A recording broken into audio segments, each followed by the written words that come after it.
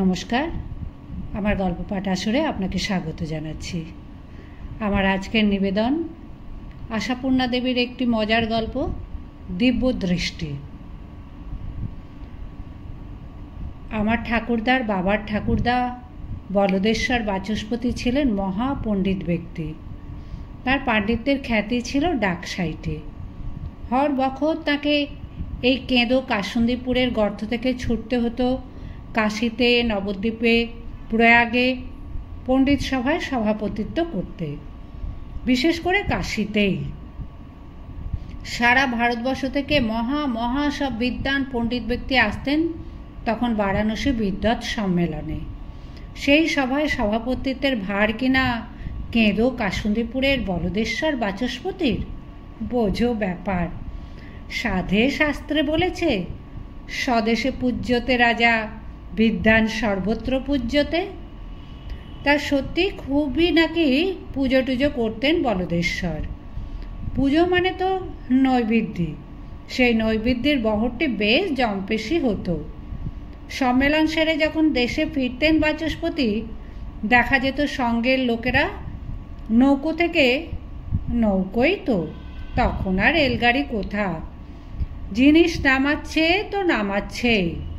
ইয়া পেতলের ঘড়া, গামলা থালার গাদা, ঝকঝকের উপর গেলাস, বাটি, রেকাবির গোছা, ডাঁই শাল, র্যাপার, চাদর, কম্বল, গরদের জোর, বেনারসি দোপাট্টা আর ঝোড়া কাশির সুবিখ্যাত প্যাঁড়া। গরমের সময় হলে তার সঙ্গে অমৃতসম বেনারসি ল্যাংড়া। তখন তো আর লোকে কার্বাইড দিয়ে পাকাতে জানতো না, আসল গাছ পাকা, তার স্বাদই আলাদা। এসব শুনেছি আমি আমার ঠাকুরদার কাছে, তিনি আবার তার বাবার কাছে, আর তিনিও আবার, সে যাই হোক, অবিশ্বাসের কিছু নেই। তখন টাকায় 16 সের প্যাঁড়া পাওয়া যেত, টাকায় 200 আমের টুকরি, 2.5 টাকা 3 টাকা রুপোর সের, আর পেতল কাঁসা শাল দোশালার কথা তো বাদই দাও, আন্দাজ করে বুঝে নিতে হবে। এইসবই হচ্ছে পণ্ডিত বিদায় বাবদ, মূল পণ্ডিত বলে কথা। কাজেই বলদেশ্বর বাচস্পতি তখন যাকে বলে জমজমাটি অবস্থা। নাম শুনলেই অন্য পণ্ডিতেরা উদ্দেশ্যে নমস্কার করেন, আবার মনে মনে হিংসেও করেন। তা এটাই তো চরম সুখের নিদর্শন, লোকের হিংসের পাত্র হওয়া।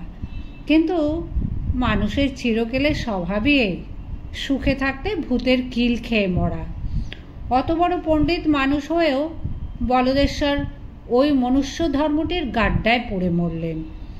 কোনোখানে কিছু নেই, দরকারের বালাই নেই, সেধে ডেকে এনে বসলেন ভূতের কিল।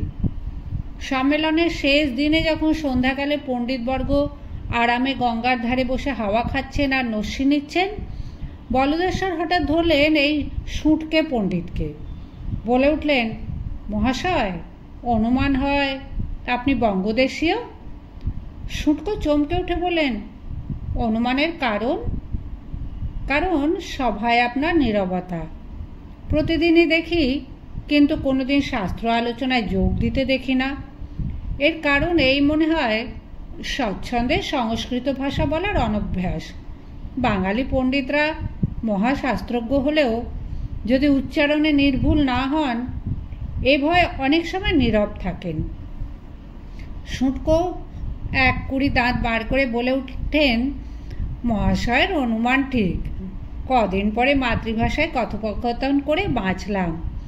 আপনি এত বড় ব্যক্তি, বলতে সাহস হয় না, তবু বলি, দয়া করে যদি একবার আমার আঙিনায় আসেন, প্রাণ খুলে 2-4টি কথা বলে বাঁচি।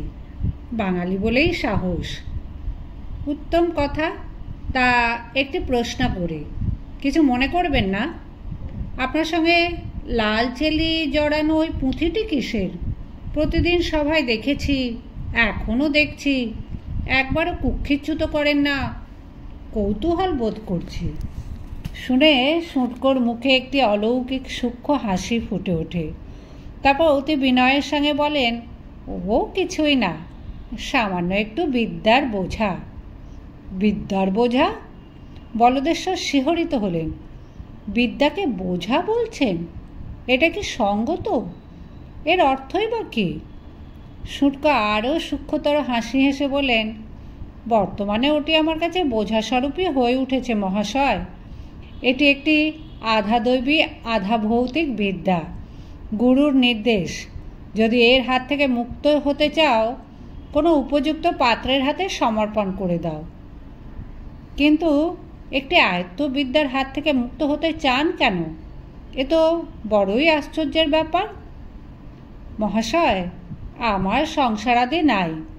ইচ্ছা যে শেষ বয়সে হিমালয়ে গিয়ে তপস্যা করি, তাই। অথচ গুরুর নির্দেশের জন্য। শুনে বলদেশ্বর কৌতূহলী হলেন। তা বিদ্যাটি কি? শুটকো মোলায়েম হাসি হেসে বলেন, আগে মহাশয়, দিব্য দৃষ্টি। যে মুহূর্তে আমি এই পুঁথিটি তামা, তুলসী ও গঙ্গাজল সহযোগে কারো হাতে সমর্পণ করব, সেই মুহূর্তেই সমগ্র পুঁথির জ্ঞানটি প্রাপকের মধ্যে প্রবেশ করে তাকে দিব্য দৃষ্টি দান করবে। হ্যাঁ, বিদ্যা আয়ত্তের জন্য অধ্যয়নের প্রয়োজন হবে না? না না, সমর্পণ মাত্রেই। বলদেশ্বর পুলকে রোমাঞ্চিত হলেন। সারা জীবন শুধু পুঁথি পড়ে পড়ে হাড় কালি করেই তবে বাগদেবীকে বাগ মানিয়েছেন, আর এ একেবারে মুফতে মিলে যাওয়া। বিনয়ের অবতার হয়ে বললেন, মহাশয়কে কি আমাকে উপযুক্ত পাত্র বলে মনে করতে পারেন না? সে কি কি বলছেন? শুঁটকোর টিকে লটপটিয়ে উঠল, খড়ম খটখটিয়ে উঠল, দাঁতের পাটে বিকশিত হয়ে গেল। আপনি হচ্ছেন পাণ্ডিত্যের পাহাড়, শাস্ত্রজ্ঞানের সাগর, বিদ্যার বস্তা। আপনি এই ক্ষুদ্র বিদ্যাটি গ্রহণ করবেন? এ তো আমার স্বপ্নের অতীত। তবে এখনই এই শুভ শান্ত মুহূর্তেই কাজটি সম্পন্ন হয়ে যাক। বলেই শুঁটকো গঙ্গার ঘাটে প্রতিষ্ঠিত একটি তুলসী মঞ্চের তুলসী গাছ থেকে 3খানি পাতা ছেঁড়ে নিয়ে তাড়াতাড়ি গঙ্গা থেকে উড়ুনির কোণ ভিজিয়ে গঙ্গা জল এনে ফেলে নিজের আঙুলে পড়া তামার আংটিটা খুলে নিয়ে বলেন, এই তামা, এই তুলসী, এই গঙ্গা জল ধরুন মহাশয় আমার হাত থেকে। এই যে অহম দদামি।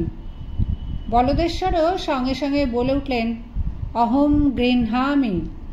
ব্যাস, শুঁটকো পণ্ডিত সঙ্গে সঙ্গে ঘাট থেকে উঠে পড়ে অত অত পাথুরের সিঁড়ি ভেঙে রাস্তার ওপরে উঠে চোঁ চোঁ দৌড়। কিন্তু এ কি? বলদেশ্বর এ কি দেখলেন? তিনিও পিছু পিছু ছুটতে থাকেন। ও পণ্ডিত, করেন কি? আপনার সামনেই যে একটি শুষ্ক কূপ, আর অগ্রসর হলে মৃত্যু অনিবার্য। দুই পণ্ডিতের কাণ্ডই রাস্তার পাণ্ডা থেকে গুন্ডা, কাশিতে যেটি চিরবিখ্যাত, ভক্ত থেকে ভণ্ড এবং সারমেয় থেকে ষণ্ড, সবাই সচকিত হয়ে দেখে কি হলো। কিন্তু কারণটা শুনে সবাই হেসেই অস্থির। শুকনো কুয়ো? পণ্ডিত মশাই কি দিবা স্বপ্ন দেখছেন? এখানে শুকনো কুয়ো কোথায়? বলদেশ্বরও অবাক হয়ে দেখেন, সত্যি তো, কোথায় শুকনো কুয়ো? শুটকো পণ্ডিত তো লম্বা লম্বা পা ফেলে রাস্তা দিয়েই হেঁটে চলেছেন। অতঃপর একটা গলির মধ্যে ঢুকে পড়লেন, চিরবিখ্যাত কাশীর গলি। একবার ঢুকে পড়লে তাকে আর খুঁজে পাওয়ার উপায় নেই। কিন্তু খুঁজতে কে চাইছে? বলদেশ্বর শুধু অবাক হয়ে ভাবছেন কেন। তিনি স্পষ্ট দেখলেন শুটকো পণ্ডিত চটপট হাঁটতে হাঁটতে এগিয়ে গেলেন একটি জলহীন শুকনো কুয়োর দিকে। আর একটা যেন আর্তস্বরও কানে এলো, চকিতের মতোই। কিন্তু কেন? হঠাৎ চৈতন্য হলো, ও, এটাই তাহলে সদ্য পাওয়া বিদ্যে দিব্য দৃষ্টি। এই দণ্ডে না হলেও শুঁটকো কোথাও কোনোখানে একটি শুকনো কুয়োর মধ্যে পড়ে প্রাণ হারাবেন। হয়তো ওই যে গলির মধ্যে ঢুকলেন তারই শেষ প্রান্তে বা কোনো বাঁকে। আবার গঙ্গার ঘাটে ফিরে এসে বসলেন বাচস্পতি, লাল চেলি জড়ানো পুঁথিটির উত্তরীয়র মধ্যে আড়াল করে। অনেকেই বলাবলি করতে লাগলো কয়েকদিন যাবৎ অবিরাম শাস্ত্রের কচকচিতে বাচস্পতির মস্তিষ্ক ভার হয়ে গেছে, তাই হঠাৎ দৃষ্টিতে বিভ্রান্তি ঘটেছে।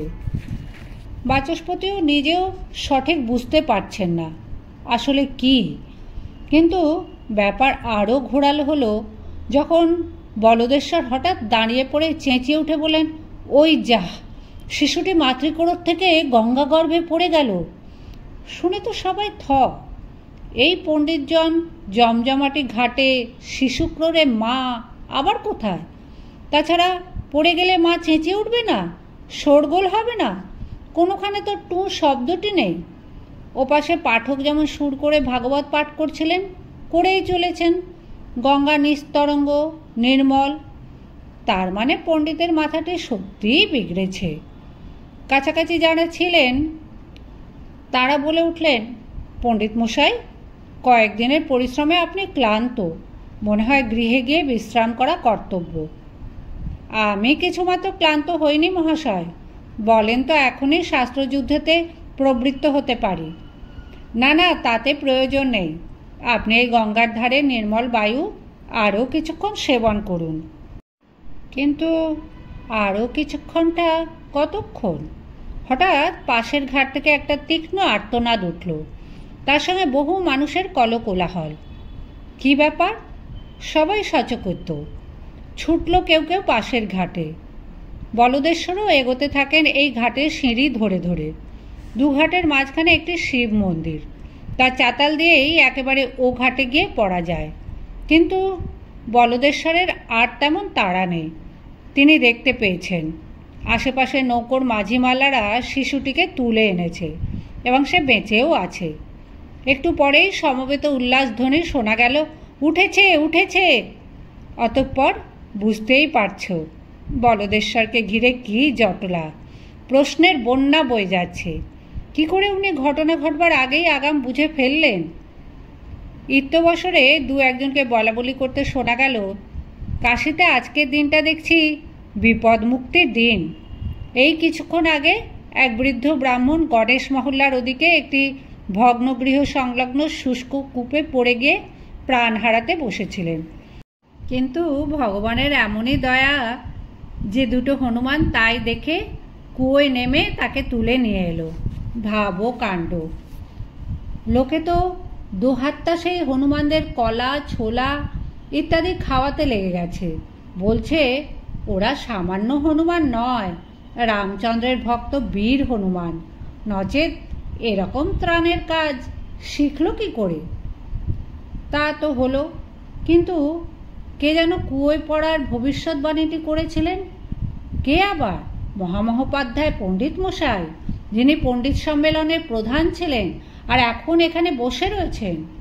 আশ্চর্য! এতদিন ধরে ইনি এত শাস্ত্র ব্যাখ্যা করলেন, কই এই বিদ্যাটির কথা তো প্রকাশ হয়নি। তার মানে চাপা মানুষ। কিন্তু আর তো চেপে রাখা চলবে না, একবার যখন জেনে ফেলা হয়ে গেছে। সমগ্র কাশীর মানুষ একেবারে ছেঁকে ধরল বলদেশ্বরকে। ধরল বলে কিছুই বলা হয় না, ধরে আর ছাড়ল না। দিন নেই, রাত নেই, সকাল সন্ধে দুপুর কিছু নেই। দলে দলে লোক আসছে, মেয়ে পুরুষ ছেলে বুড়ো, ভবিষ্যৎ বলে দিতে হবে। বেশিরভাগই অবাঙালি, পয়সা কড়ি আছে, তার আবার মোটা মোটা টাকা আনে, তারটা আগে বলে দিতে হবে। বলদেশ্বর এতই বোঝাতে চেষ্টা করেন, আমি বাপু জ্যোতিষীও নই, হঠাৎ হঠাৎ সামনের জিনিসটা আগাম দেখতে পাই। কিন্তু সে কথায় কে কান দিচ্ছে? বলদেশ্বরকে প্রায় ছিঁড়ে খাবার জোগাড়। দেশে ফেরা মাথায় উঠল, এখন প্রাণ রক্ষে করা দায়। পুজো করার সময় নেই, নাওয়া খাওয়ার সময় নেই, এমনকি গুছিয়ে ধুতি উত্তরীয়টা পরে লোক সমাজে বেরোবেন তারও সময় নেই। কাজেই হঠাৎ হঠাৎ লোক সমাজে অভ্রমের এক শেষ। ভিড় ঠেকাতে কোথায় কাছা, কোথায় কোঁচা, কোথায় চাদর, পইতে পর্যন্ত লটর পটর। সবাই তারস্বরে প্রশ্ন করে চলেছে, পণ্ডিত মশাই বলে দিন এই অসুখটা কবে ভালো হবে? পণ্ডিত মশাই বলুন আমার যে মামলাটা চলছে তাতে আমি জিতব কি না? বলদেশ্বর এর উত্তর দেবেন কি করে? তিনি তো ঘটনাকে এতক্ষণ না দেখতে পাচ্ছেন, ততক্ষণ নীরের বোদা। যেটা দেখতে পান। যেমন হঠাৎ একদিন এক বাঙালি মহিলাকে বলে উঠলেন, মা, তাড়াতাড়ি বাড়ি ফিরে বিবাহের মঙ্গল দ্রব্যাদি সংগ্রহ করুন, আপনার সঙ্গের এই নাতনিটির আজ রাত্রেই বিবাহ। শুনে তো মহিলা হাঁ। সে কি ঠাকুরমশাই, নাতনি সবে তো এই 10 বছরের, ঘরে একটাও টাকা নেই, পাত্তর কোথায় তার ঠিক নেই, বিয়ে কি? ঠাকুরমশাই বলেন, কি তা জানি না মা, তবে প্রত্যক্ষ দেখতে পাচ্ছি মেয়েটির বিবাহ হচ্ছে, পাত্র অতি সুন্দর, আর মেয়েটির মাথা থেকে পা অবধি স্বর্ণালঙ্কার মণ্ডিত। মেয়েটি বেয়াজার গলায় বললেন, বাঙালি হয়ে বাঙালিকে তামাশা করছেন? আমি দিন দুঃখী গরিব বিধবা মা বাপ মরা এই নাতনিটিকে দুবেলা ভালো করে খেতে দিতে পারি না, আর তাকে কিনা সর্বাঙ্গে গহনা পরিয়ে। ঠিক এই সময় ঘটল এক কাণ্ড। একটা লোক ভিড় ঠেলে ছুটে এসে ডাক পাড়ে, নারায়ণীর ঠাকুমা বলে কেউ আছেন এখানে? নারায়ণীর ঠাকুমা। এই তো আমি। মহিলাটির তদব্যস্ত হয়ে উঠে দাঁড়ান। কি হয়েছে, কি ব্যাপার মুকুন্দ? ব্যাপার গুরুচরণ, শিগগির নারায়ণীকে নিয়ে চলে আসুন, আজই এই সন্ধ্যের লগ্নে নারায়ণীকে বিয়ের পিঁড়িতে বসাতে হবে। মহিলা তো আকাশ থেকে পড়েন, উমা, হ্যাঁ, এ কেউ না সৃষ্টির কথা, এ যে একেবারে পাগুলে কথা। পাগুলে ছাগলে জানি নে মাসি, কথা এই, বর্ধমান জেলার কোনো এক গাঁয়ের জমিদার তোমার বাড়িতে এসে ধর্না পেতে বসে আছে, এদিকে তুমি নিপাত্তা। আমি তো বিশ্বনাথের মন্দির, গঙ্গার ঘাট সব খুঁজে এসে জমিদার বাবুর এক কাশিবাসী কুলীন ব্রাহ্মণের বাড়িতে ছেলের বিয়ে দিতে এসেছিলেন। সেখানে হঠাৎ খটাখটি চটাচটি, ব্যাস হয়ে গেল, সেখানে সম্বন্ধ খতম। অথচ এই লগ্নেই ছেলের বিয়ে না দিলে মান থাকে না। কে কিভাবে তোমার নাতনির খবর দিয়েছে, উচ্চ কুলীন সুন্দরী কন্যে, শুনে বাবুমশাই চেলা চামুন্ডা নিয়ে ছুটে এসেছে, সঙ্গে এত বড় একটা বাক্সে 1 বাক্স গহনা, একেবারে পরিয়ে দিয়ে আশীর্বাদ করে যাবে। অষ্টাঙ্গে গহনা মোড়া কোণে তো চাই, চলো না বাবা, কি দাঁড়িয়ে আছো বোকার মতো, খানিক পরেই বর এসে পড়বে। সত্যি তাই ছিলেন মহিলা, বোকার মতো। হঠাৎ ঠাকুরমশাই বলে ডুকরে উঠে বলদেশ্বরকে একটা প্রণাম ঠুকে নাতনির হাতটা ছিঁচড়ে ধরে ছুটে বেরিয়ে গেলেন। কথাগুলো লোকটা এতই তাড়াতাড়ি বলে যাক, শুনতে কারো বাকি থাকলো না, বুঝতেও না। তাহলে এরপর আর কে রক্ষা করবে বলদেশ্বর বাচস্পতিকে জনতার হাত থেকে? ঝাঁপিয়ে পড়বে না জনতা? কার আর বিয়ের যোগ্যী ছেলেমেয়ে নেই? নেই 100,000 জটিল সমস্যা, আর সামনে ভবিষ্যতের অজানা অন্ধকার। বাচস্পতির হাতে রয়েছে সেই অন্ধকার ঘোচানোর আলো।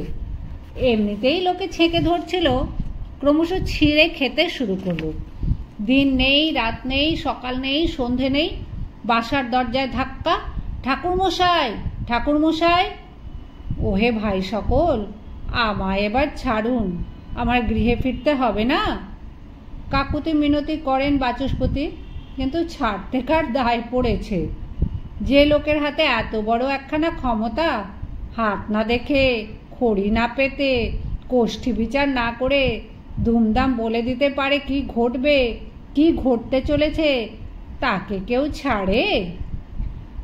পাছে না বলে পালিয়ে যান, এই ভয়ে বাসার দরজায় পাহারা বসে গেল।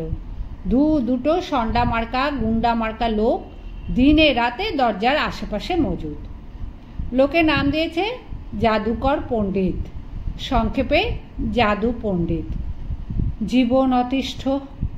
এখন বুঝছেন কেন শুঁটকো বলেছিল বিদ্যার বোঝা। ঠিক করলেন ওই সর্বনাশ বিদ্যাটিকে গঙ্গায় নিক্ষেপ করে বাঁচবেন। একদিন স্নানের সময় নিয়ে গিয়ে দেব দেবী ভূত প্রেত সবাইকে প্রণাম করে আস্তে পুঁথিটিকে জলের তলায় নামিয়ে রেখে স্নান সেরে বাসায় ফেললেন ভারমুক্ত মনে। কিন্তু হরি হরি, কি উঁচু তাকে পুঁথিটি যেখানে তোলা থাকতো ঠিক সেইখানেই তো গ্যাঁট হয়ে বসে রয়েছে, শুধু মোড়া চেলিটার গায়ে বেশ কিছু জলের ফোঁটা। বলদেশ্বর বাচস্পতির মাথা জোড়া টাক, তাই চুল ছিঁড়বার কোনো উপায় নেই। মনের মাথায় চুলের মুঠিটা ধরেই নাড়া দিতে লাগলেন। ওরম মুখ্যু, ভাবলি না এত সহজেই যদি রেহাই পাওয়া যেত, সুটকো পণ্ডিত অহম দদামি বলবার জন্য লোক খুঁজে বেড়াতো না। আধা দৈবিক আধা ভৌতিক এই বিদ্যাটি অতএব বাচস্পতির ঘাড়ে চেপেই রইল। তাই বাচস্পতির মুখ থেকে হঠাৎ হঠাৎ বেরিয়ে পড়তে থাকলো, আরে মণিকর্ণিকায় যে দেখছি আজ কোথাকার মহারানী আসছেন ঢাকঢোল বাজিয়ে, চেলি বেনারসি গায়ে জড়িয়ে। ও নিশ্চয়ই কোনো বড় গোছের রানী, মন মন খই করি ছড়াচ্ছে। আহা হা হা, এ কি দেখছি, ধনী মারবাড়ি ছগনলালের আজ পৌত্র জন্মাচ্ছে। কাঙালি গরিব বড়লোক হয়ে যাবে, দানবীর লোক ছগনলাল। ওহ, এ কি মর্মান্তিক, এই কচি বালিকাটিকে সহমরণে নিয়ে এসেছে। ছি ছি। দিব্যদৃষ্টির মজাই এই, বলবো না ভাবেন, তবু মুখ ফসকে বেরিয়ে যায় এবং কিছু পরে জানা যায় সব সংবাদই সত্যি। তবে যারা কাছে বসে থাকে তাদেরও তো বলে ফেলেন, ওহে চটপট বাড়ি যাও, তোমার ঠাকুরদা বোধহয় পটল তুলল। ও মা জাননি, আপনার বাড়িতে আজ বিস্তর কুটুম আসছে, পেল্লাই দল গাঁ থেকে বেরিয়েছে বিশ্বনাথ অন্নপূর্ণা দর্শন করতে। অতিথির জন্য সের কত প্যাড়া নিয়ে যান, কাজে লাগবে। উচ্চ তুচ্ছ সব খবরই সত্যি হয়। তাহলে আর বাচস্পতি কোন ফাঁক দিয়ে সেই কেঁদো কাসুন্দিপুরের ফিরে যেতে পারেন? দরজার পাহারা আরও শক্ত হয়। কিন্তু প্রাণের দায় বড় দায়, তার কাছে কিছু নয়। পড়ে থাকলো পণ্ডিত বিদায়ের বিপুল জিনিসপত্র, পড়ে থাকলো আরও কত কি, নিজের ব্যবহারের জিনিসপত্রও রইল পড়ে, পাঁজি পুঁথি গীতা ভাগবত সব থাকলো।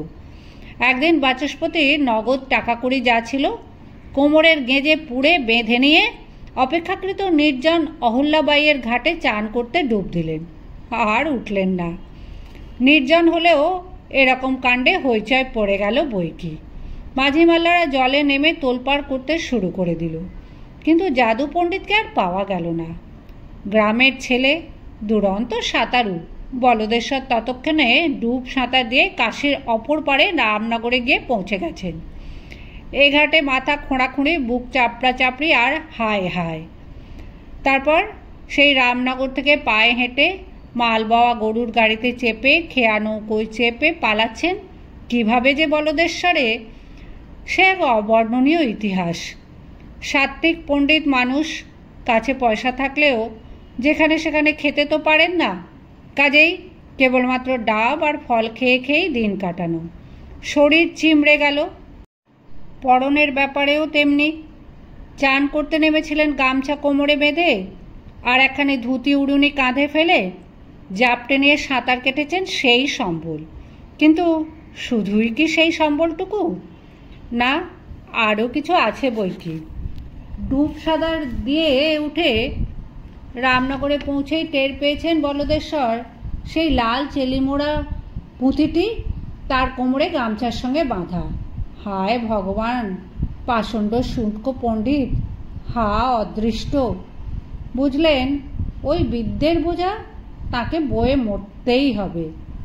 এদিকে বিনা খড়মে হেঁটে হেঁটে পা আটফাটা, তেলের অভাবে গায়ে খড়ি উঠছে, না খেয়ে শরীর শীর্ণ, উর্নি ধোপাবাড়ি যাওয়ার অভাবে মলিন, প্রায় পাগলের তুল্য মূর্তি। হাঁটতে হাঁটতে একদিন হঠাৎ এসে পড়লেন পাটনার ঘাটে।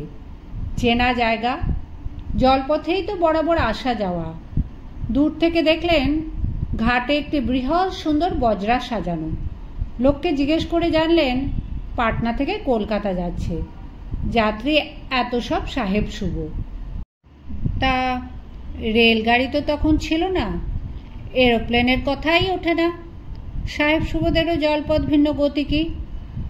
বাচস্পতি ভাবলেন, বলে কয়ে যদি ওই বজরা একটু জায়গা করে নিতে পারি তাহলেই দুর্গতি শেষ হয়। হুগলি ঘাটে নেমে পড়তে পারলেই ব্যাস, কেঁদো কাসুন্দিপুরের পথটুকুই হেঁটে মেরে দিতে পারবেন। ছুটে ছুটে এসে পড়েই কিন্তু থমকে গেলেন, কারণ চোখের সামনে দিব্যদৃষ্টি ঝলসে উঠল, বজরা ডুবে যাচ্ছে। বাচস্পতি দুহাত তুলে পাগলের মতো চেঁচাতে চেঁচাতে ছুটে এলেন। বজরা এখন ছাড়বে না, এখন ছাড়লে কিছুক্ষণের মধ্যে এতগুলো লোকের সলিল সমাধি হয়ে যাবে। শুনে সবাই হাসতে লাগলো হ্যাঁ হ্যাঁ করে। পাগলাটা বলে কি? বাচস্পতি অনেক অনুরোধ করলেন, অনেক বোঝাবার চেষ্টা করলেন, কিন্তু পাগলের কথায় কে কান দিতে যায়? তাও আবার সাহেব শুভগণ। বজরা ছেড়ে দিল এক গাদা লোক বোঝাই করে। বাচস্পতি হতাশ হয়ে ঘাটে বসে কপালে হাত দিলেন। কিন্তু দু একটি সাহেব ঘাটে ঘোরাঘুরি করছিল তখনও। তারা বন্ধুদের তুলে দিতে এসেছিল। তাদের মধ্যে একজন বাংলা নবিশ, কলকাতায় দীর্ঘদিন কেটেছে। কি ভেবে সে বাচস্পতির কাছে এগিয়ে এসে প্রশ্ন করল, বেঙ্গলি ব্রাহ্মণ, কি হেতু তুমি বজরা ছাড়িতে নিষেধ করিতেছিলে? বাচস্পতি সাহেবের মুখে বাংলা শুনে যেন ধরে প্রাণ পেলেন। বলে উঠলেন, কিছুক্ষণের মধ্যেই এই বজরা ডুবি হবে, এতগুলি লোক মারা যাবে, কিন্তু আমার দুর্ভাগ্য যে কেউই আমার নিষেধ শুনল না। সাহেব এটাকে পাগলের প্রলাপ ভেবেই মনে মনে হাসল। তবু কথা চালাতেই বোধহয় বলল, তুমি কিরূপে জানিলে এই বজরা ডুবি হইবে? সাহেব, আমি দেখতে পেলাম। কি আশ্চর্য কথা! যে ঘটনা ঘটে নাই, আশঙ্কা যে ঘটিতে পারে, তাহা তুমি দেখিতে পাইলে? হ্যাঁ সাহেব, এই আমার বিধিলিপি। কি লিপি? মানে আমার, বলে কপালে হাত ঠেকালেন বাচস্পতি। সাহেব সকৌতুকে বলল, আচ্ছা, তোমার কথা যদি সত্য হয় তোমাকে আমি 1,00,000 টাকা দিব। আর যদি সাহেব এতগুলি লোকের মৃত্যু ঘটিবে তার বিনিময়ে আমি টাকা নেব? না, টাকায় আমার কাজ নেই, আমার কথা মিথ্যাই হোক। ঠিক আছে, মিথ্যা হইলে আমি তোমার থানায় লইয়া যাইব, যেও। বলে বলদেশ্বর গামছা ঘুরিয়ে হাওয়া খেতে লাগলো। সাহেব বলল, কিন্তু তখন আমি তোমাকে কোথায় পাইব? এইখানেই পাবে, কোথাও যাইবে না? না। হেতু? কোনো নৌকার সন্ধানে থাকব। কোথায় যাইতে চাও? হুগলি ঘাটে। ঠিক ঠিক। সাহেব চলে গেল, কিন্তু পরদিনই পাগলের মতো ছুটে এসে হাজির। বামভিন, তোমার কথাই সত্য হইয়াছে, হঠাৎ ঝড় উঠা বজরা ডুবিয়া গিয়াছে। ওহো, আমার কত বন্ধুগণ উহাতে ছিল, সকলের মৃত্যু ঘটিল। আমি জানতাম সাহেব, আমার নিষেধ শুনলে এটি হতো না। আচ্ছা বামভিন, আমি জানিতে চাহি তুমি কিরূপে অ্যাডভান্স বুঝিতে পারিলে? ওটা একটা বিদ্যে সাহেব, যে ঘটনা ঘটতে চলেছে তা আমি দেখতে পাই। দেখো, একটু পরেই দেখতে পাবে এখানে একটি মেম সাহেব আসছেন, তোমাকে খুব তিরস্কার করবেন ও গালি দেবেন। মেম সাহেব আমায় গালি দিবে? হেতু? হেতু জানি না, দেবেন তাই বলতে পারছি। মেম সাহেব খুব লম্বা, চোখ নীল, চুল সোনালি। বলতে না বলতে নীল চোখ, সোনালি চুল মেম সাহেব এসে হাজির, এবং সাহেবকে এই মারে তো সেই মারে। বলদেশ্বর ইংরেজি জানেন না, তাই কথাগুলো বুঝতে পারেন না, তবে আন্দাজ করেন ওই ডুবো বজরায় তার কোনো আপনজন ছিল এবং তার যাওয়ার জন্য ওই সাহেবই দায়ী। অনেক চেঁচিয়ে নীল চোখ লাল করে বিদায় নিলেন মেম সাহেব। বলদেশ্বর জানলেন তাঁর আন্দাজই ঠিক, এই সাহেবদেরই যাওয়ার কথা। অন্যজনের যাওয়ার ব্যস্ততা দেখে নিজের টিকিটটি তাকে দিয়ে দিয়েছিলেন। সেই লোক ওই মহিলার মামা। সাহেব হঠাৎ বলদেশ্বরের হাত চেপে ধরে, বামভিন, তুমি আমার সাথে আমার দেশে চলো। আগামী মাসে বিলাইতে জাহাজ ছাড়িবে, আমার প্যাসেজ বুক করা আছে, তোমার জন্য একটি টিকিট করিয়া লইব। তোমার এই বিদ্যা আমি আমার দেশবাসীকে দেখাইতে চাহি। সর্বনাশ! সাহেব বলে কি? বলদেশ্বর মাথা নাড়েন। তা হয় না সাহেব? হোয়াট? কেন? কেন হয় না? বিলাত গেলে আমার জাত যায় সাহেব। জানি। সাহেব মাথা নেড়ে দুঃখের গলায় বলে, জানি তোমাদিগের এইরূপ প্রেজুডিস আছে, কিন্তু আমি তোমার জন্য 1 জাহাজ ফল ও 100 ড্রাম তোমাদের এই গ্যাঞ্জেস ওয়াটার লইয়া যাইব। বলদেশ্বর হাসেন, সাহেব, আমাদিগের নিয়ম সমুদ্র পার হলেই যার যায়। ওহ গড, কি আশ্চর্য! এই যে আমরা আসিতেছি, কই আমাদিগের তো যার যায় না। বলদেশ্বর হেসে ওঠেন। সাহেব ক্ষুব্ধভাবে বলে, তোমার এই মিরাকেল বিদ্যাটি আমার দেশকে দেখাইতাম ভাবমিন, তাহা হইল না। আচ্ছা, তোমাকে যদি আমি 2 লক্ষ টাকা দিই? হিন্দু ব্রাহ্মণ টাকার লোভ করেন না সাহেব। সাহেব কিন্তু নাছরবান্দা। 2 লক্ষ, 3 লক্ষ, 4 লক্ষ টিকিট করিয়া তোমার বিদ্যা দেখাইয়া আমি ওই টাকা সহজেই তুলিতে পারিব। 10 লক্ষ দিলেও নয় সাহেব। ওহ গড, তোমরা ইন্ডিয়ানরা এত মূর্খ, অথচ এত সব বিদ্যা জানো। ওহ, কি মার্ভেলাস, কি আশ্চর্য! যে ঘটনা ঘটিবে তুমি পূর্বেই তাহা দেখিতে পাও। বামিন, কতদিনের চেষ্টায় তুমি এই বিদ্যাটি শিক্ষা করিয়াছ, আমাকে শিখাইয়া দিবে? শুনেই বলদেশ্বরের মুখে একটি সূক্ষ্ম হাসি ফুটে ওঠে, যেমন উঠেছিল সুটকো পণ্ডিতের মুখে। বলদেশ্বর বলে ওঠেন, সাহেব, তুমি এই বিদ্যাটি গ্রহণ করবে? হ্যাঁ, কি বলিলে? বলিলাম, তুমি এই বিদ্যাটির মালিক হইতে চাও। সাহেব তো হতভম্ব। কি বলিতেছ? বলিতেছি, আমাকে যখন তোমার দেশে লইয়া যাইতে পারিতেছ না, তখন বরং আমার এই বিদ্যাটি লইয়া যাও, তুমিই দেশবাসীকে দেখাইতে পারিবে। তোমার কথা আমার মাথায় প্রবেশ করিতেছে না। প্রবেশ করিবে বলেই বলদেশ্বর এদিক ওদিক তাকে চট করে একটু এগিয়ে গিয়ে একটা তুলসী ঝাড় থেকে 3খানা তুলসী পাতা তুলে নিয়ে চাদরের খুঁট থেকে একটি তামার পয়সা বার করে গঙ্গার ঘাট থেকে চাদর ভিজিয়ে গঙ্গা জলে নিয়ে এসে কোমর থেকে লাল চেলিমোড়া পুঁথিটি সাহেবের হাতে ধরিয়ে দিয়ে বলে ওঠেন, সাহেব, আমি একটি মন্ত্র পাঠ করব, তুমি তখন বলবে অহং গৃহামি। হতভম্ব সাহেব সেই পয়সা আর পুঁথি হাতে নিয়ে নেলা খাপার মতো বলে, কি বলিব? বলিবে অহং গৃহামি বলেই মনে মনে নিজের মন্ত্রটা পাঠ করে বলেন, বলো সাহেব, অহং গৃহামি। এটা বলে ফেললেই এই বিদ্যাটি তোমার কাছে চলে যাবে। হ্যাঁ, ঠিক ঠিক, কিন্তু ইহার দাম লাগিবে না। কিন্তু টাকা লইবে না কেন? আমার টাকার দরকার নাই সাহেব। ওহ গড, এই জন্যই বলিয়াছি, তোমরা এত মূর্খ আর তোমাদের এত বিদ্যা। যাক, কি বলিতে বলিলে? বলিলাম, বলো অহং গৃহামি। সাহেব বলো, হোহন হোহন। হোহন নয়, বলো অহম।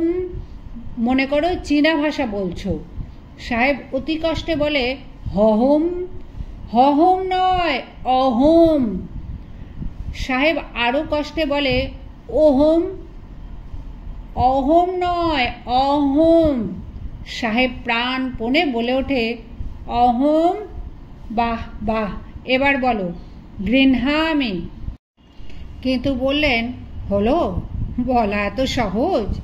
সাহেব দাঁত কিরমিরিয়ে চোখ ঠেলে বার করে গলার শির ফুলিয়ে গড়নানি, গৃণানি, গ্রণানি ইত্যাদি বহুবিধ পাঠের পর হঠাৎ বলে ফেলেন, অহং গৃহণামি।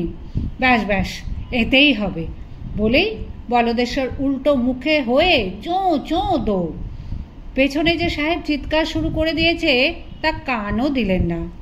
কান দিয়েই বা কি হবে? সাহেব তো ইংরেজি ছোটাচ্ছে। শুধু একটি শব্দ বলদেশ্বরের কানে বারবার ঢুকে পড়ছে, ফায়ার ফায়ার। কিন্তু কে জানে তার মানে কি? আর নৌকোর পিত্তেশ নয়, হাঁটতে হাঁটতে আর মালবাহা গরুর গাড়ি চেপে চেপে শেষ অবধি আধমোড়া গোছ হয়ে কেঁদো কাসন্দপুরে এসে পৌঁছলেন এবং কিছুদিন ধরে দৈনিক 5 সের দুধ, 2 সের মন্ডা, 2 সের চালের ভাত, 1 পোয়া গব্য ঘৃত এবং 10টি করে ডাব খেয়ে খেয়ে তবে আবার আগের চেহারায় ফিরলেন। কিন্তু তারপর থেকে বাকি জীবনটা আর গ্রামের চৌহদ্দি পার হননি বলদেশ্বর। বাড়ি এসে রাত দিন শুধু শাস্ত্রগ্রন্থের ব্যাখ্যা রচনা করেছেন। এখনও যেখানে এত টোল আছে সর্বত্র নাকি সেই সব বই পড়ানো হয়। হবে না? কত বড় পণ্ডিত ব্যক্তি ছিলেন তিনি। সব বই সংস্কৃত লেখা, তবে প্রতিটি বইয়ের শেষ পৃষ্ঠায় নাকি একটি করে শ্লোক আছে। সেটি হচ্ছে, লোভে পাপ, পাপে তাপ, বাপরে বাপ, মাথায় সাপ। অন্যেরা এই শ্লোকের অর্থ গ্রহণ করতে না পারলেও আমরা এই ঈশ্বর ও গোষ্ঠীরা সবাই পারি। বংশানুক্রমে শুনে আসছি তো এ গল্প। আমি শুনেছি আমার ঠাকুরদা বানেশ্বর ভট্টাচার্যের কাছে, তিনি তার বাবা বুধেশ্বর ভট্টাচার্যের কাছে, তিনি আবার তার বাবা, সে যাই হোক, যিনি বিনি পয়সায় বিলেতে ঘুরে আসা, আবার তার দক্ষিণা বাবদ 2-4 লাখ টাকাকে হেলায় ফেলে চলে এসেছিলেন, তিনি যখন এই শ্লোক লিখেছেন তখন বুঝতেই হবে সুটকো পণ্ডিত তাকে সত্যিই দিব্যদৃষ্টি দান করেছিল।